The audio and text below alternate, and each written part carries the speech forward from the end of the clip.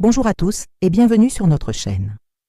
Aujourd'hui, on aborde un sujet qui suscite beaucoup de questions et parfois un peu d'appréhension.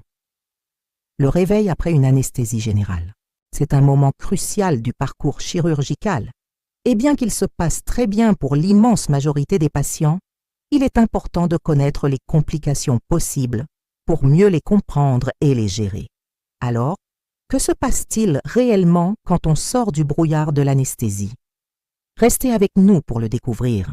Juste après l'opération, le patient est transféré en salle de surveillance post-interventionnelle, qu'on appelle souvent la salle de réveil. C'est là que les effets des produits anesthésiants commencent à se dissiper. Ce processus est surveillé de très près par une équipe médicale spécialisée. Les complications, bien que rares, peuvent survenir à ce moment-là. On les classe généralement en plusieurs catégories. D'abord, il y a les complications les plus fréquentes et souvent les moins graves. Les nausées et vomissements post-opératoires, ou NVPO, touchent environ un tiers des patients. C'est désagréable, mais aujourd'hui, on a des médicaments très efficaces pour les prévenir et les traiter. Les frissons sont aussi courants. Le corps se refroidit pendant l'opération et ces tremblements sont une réaction naturelle pour se réchauffer. On vous couvrira de couvertures chauffantes pour vous aider à retrouver une température normale. Une autre sensation fréquente est d'avoir la gorge sèche ou irritée. Cela vient souvent du tube qu'on a pu insérer pour vous aider à respirer pendant l'intervention.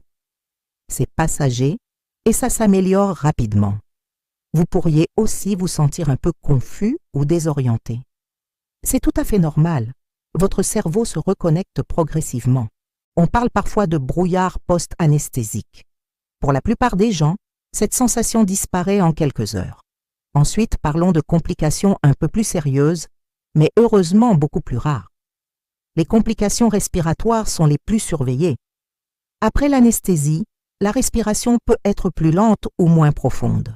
L'équipe médicale s'assure en permanence que votre taux d'oxygène dans le sang reste optimal. Dans de très rares cas, un spasme des cordes vocales ou d'autres problèmes peuvent nécessiter une attention immédiate.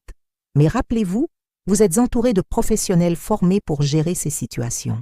Il y a aussi les complications cardiovasculaires, comme des variations de la pression artérielle ou du rythme cardiaque. C'est pour cela que vous êtes constamment monitoré en salle de réveil. Chaque battement de cœur, chaque respiration est suivie en temps réel pour permettre une réaction immédiate si quelque chose sort de la norme. L'âge, les maladies préexistantes comme l'hypertension ou le diabète peuvent augmenter légèrement ces risques, d'où l'importance de la consultation pré-anesthésique pour tout évaluer. Un autre point important est la gestion de la douleur. Se réveiller avec de la douleur est une complication en soi. L'objectif de l'équipe soignante est de la contrôler le plus efficacement possible. N'hésitez jamais à signaler votre niveau de douleur. On vous posera souvent la question sur une échelle de 0 à 10. Votre réponse est essentielle pour ajuster les médicaments antidouleurs et vous assurer le plus de confort possible. Une bonne gestion de la douleur aide à mieux récupérer, à mieux respirer et à bouger plus vite. Enfin, il existe des phénomènes plus rares comme le délire post-opératoire, une confusion plus sévère qui peut durer quelques jours, surtout chez les personnes âgées. Il y a aussi des cas exceptionnels de mémorisation péropératoire où le patient garde un souvenir de l'opération. C'est extrêmement rare avec les techniques modernes. Les anesthésistes réanimateurs travaillent constamment à améliorer les protocoles pour minimiser tous ces risques. En conclusion, se réveiller d'une anesthésie générale est un processus très sûr aujourd'hui. Les complications existent, mais elles sont pour la plupart bénignes et bien gérées. Les plus sérieuses sont rares et font l'objet d'une surveillance maximale.